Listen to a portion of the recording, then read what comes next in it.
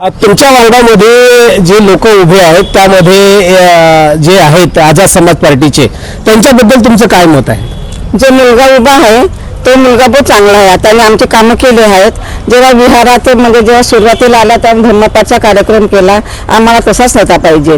जे उरलेले कामं आहेत ते पूर्ण करू शकते. आम्हाला त्यांची ते आश्वासन आहे. आम्हाला ते करू शकते बा. त्यांचं असं म्हणणं आहे की आपल्या शाळा बंद पडून राहिल्या, त्या शाळेवर सुद्धा काम झालं पाहिजे आणि असं नेत्यानं केलं पाहिजे. मी तसं करीन. त्याबद्दल तुमचं काय मत आहे? त्याच्याबद्दल मला असं म्हणायचं आहे की जो तो मुलगा बोलला आहे त्यांनी ते बरोबर बोलला आहे. आमचं तेच मत आहे की शाळा सुरू झाल्या पाहिजे. आम्ही ते पूर्ण करून दाखवेल आणि आम्ही त्याला मतदान देणार हे आमचं पक्क आहे. तुमचं नाव काय? माझं प्रेमलता बनकर. चला ठीक आहे. बोला ना.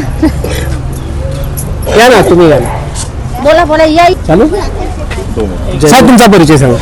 जय हिंद सर्वांना. माझं नाव पियुष प्रमोद राऊत आहे आणि या प्रभागामध्ये आमचे उच्च शिक्षित आणि अत्यंत डॅशिंग उमेदवार म्हणजे निलेश प्रभाकर राऊत, जे अत्यंत प्रभावी नेत्याच्या अंडर आज पहिल्यांदा चुनाव लढत आहेत. त्यांचे मुद्दे अत्यंत स्पष्ट आहे, खूप स्पष्ट आहे की आपल्याला एज्युकेशन पाहिजे आहे, इन्फ्रास्ट्रक्चर पाहिजे आहे, त्यानंतर आपल्याला मुख्य सुविधा म्हणजे हॉस्पिटल्स पाहिजे. आपल्या हॉस्पिटल्समध्ये आज इनफ दवाई आहे नाही आहे. आपल्या परिसरामध्ये हॉस्पिटलमधून एक गोष्ट माहिती पडली आहे की इंदिरामध्ये डॉक्टर बाबासाहेब आंबेडकर हॉस्पिटल आहे, त्याची अजून वाढ विस्तार झाला नाही. याबद्दल तुमचं काय मत आहे? तो वाढ विस्तार झाला नाही हा निलेश राऊतचा एक खूप मोठा प्रश्न आहे जो ते सोडवणार आहे या इलेक्शन नंतर.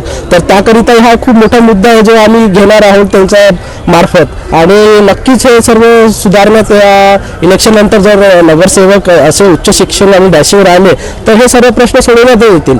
तर माझं म्हणणं हेच आहे की तुम्ही सर्व पण असेच उमेदवार निवडा की जे तुमचा जो कारवा आहे, जो बाबासाहेब आंबेडकरचा कारवा आहे की आपल्याला शिक्षित व्हायचं आहे, संघटित व्हायचं आहे, संघर्ष व्हायचा. शिक्षित उमेदवार आहे जो आता संघटित होत आहे आणि निवडणूक झाल्यानंतर हा संघर्ष पण करेल. जिंको आणि जिंको त्याचा संघर्ष आपल्याला आता इथून समोर अजून काही वर्ष तुम्हाला पाहायला भेटणार आहे. त्या संघर्षाच्या मागे जो बाबासाहेबांचा लॉजिकल कारवा आहे तो एक लॉजिकल एंडला पोहोचण्याचं कार्य निलेश राऊत करणार आहे आणि यांना आमचा पूर्णपैकी सपोर्ट आहे.